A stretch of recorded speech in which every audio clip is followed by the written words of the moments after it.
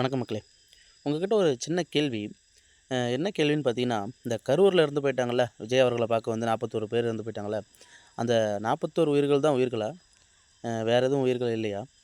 ஏன் இந்த கேள்வி கேட்குறேன்னா, அ ஐயா அன்பில் மகேஷ் பொய்யாமொழி அவர்கள் பள்ளிக் கல்வித்துறை அமைச்சர். அவர் பார்த்தீங்கன்னா, கரூரில் அந்த சம்பவம் நடந்து 1 மணி நேரத்தில ஓடோடி போயிட்டார்.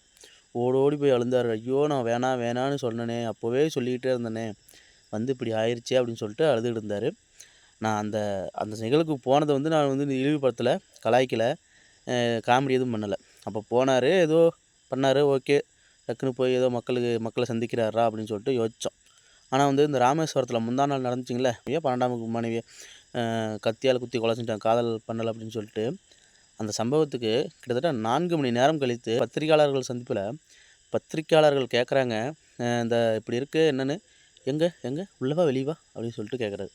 அத நான் சொன்னா புரியாது. அந்த பிரஸ் மீட் அவரு குடுத்த அந்த பிரஸ் மீட் இருக்கு. அத போடுறேன் பாருங்களேன். இன்னைக்கா? வெளியில not inside the school. Okay. Inside the school வெளியில நடந்திருக்கு அப்படிதான் சொன்னீங்க. பட் அது என்ன ரீசன்? அதான் போகும்போது வெளியில நடந்திருக்கு நான் தெரியல. ரீசன் நான் கேட்க சொல்றேன். சிஓஸ் மூலம் ரிப்போர்ட் நான் எடுக்கணும்னா but what ever happens inside the premises அப்படிங்கும்போது அது சார்ந்து நாங்கள் வந்து இது வரைக்கும் நம்முடைய பத்திரிகை ஊடகத்துறை சார்ந்த நண்பர்கள் என்னென்ன விஷயத்துல எங்களுக்கு எச்சரிக்கையாக இருக்க வேண்டும் என்ற செய்திகளாக தருகிறோம் அதை முழுமையாக நாங்கள் ஏற்றுக்கொண்டு அது சார்ந்து அது போன்ற ஒரு நிகழ்வு நடைபெறாமல் இருப்பதற்கு எங்களுடைய பள்ளி வளாகத்துக்கு நிறைய நாங்கள் மெஷர்ஸ் எடுத்துட்டு இருக்கோம். நாங்கள் அவுட் சைடில் நடக்கும்போது அதுக்கான காரணங்கள் தெரியப்பட்டு அது சார்ந்து உரிய நடவடிக்கை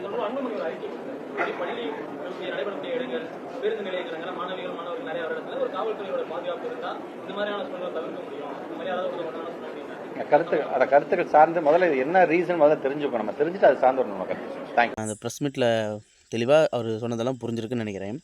அவர் வந்து 4 மணி நேரம் கழித்து உள்ளயா, வெளியா, என்ன ரீசன் இதெல்லாம் தேடி கண்டுபிடிச்சு தான் வந்து நடவடிக்கை எடுக்கணும் அப்படிங்கிற மாரிலாம் சொல்லிக்கிட்டு இருக்காரு.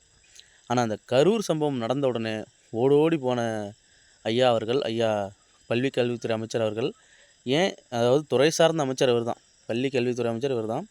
ஒரு 2, 3 மணி நேரத்துலயாச்சும் சம்பவ இடத்துக்கு போனா தான்பா என்ன நிலவரம் ஏதுங்கிறது தெரியும் அப்படின்னு சொல்லிட்டு போய், ஏன் அங்கே போய் அந்த பாதிக்கப்பட்ட பெற்றோர்களுக்கோ, உறவினர்களுக்கோ ஏன் வந்து நிதி கொடுக்கல, அந்த அனுதாபம் தெரிவிக்கல, இருங்க குற்றவாளிக்கு சரியான தகுந்த தண்டனை வாங்கி கொடுத்தலான்னு சொல்லலை.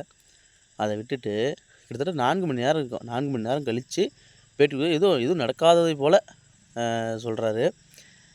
அதுதான் கேட்டேன். 41 உயிர்கள் தான் உயிர்களா, மீதியெல்லாம் உயிர்கள் இல்லையா அப்படின்னு சொல்லிட்டு. இதை ஐயா பண்ணதை பற்றி என்ன நினைக்கிறீங்க? பள்ளிக்கல்வித்துறை அமைச்சர் பண்ணதை பற்றி நீங்கள் என்ன நினைக்கிறீங்கிறத கீழே கமெண்ட்டில் சொல்லுங்கள் மக்களே.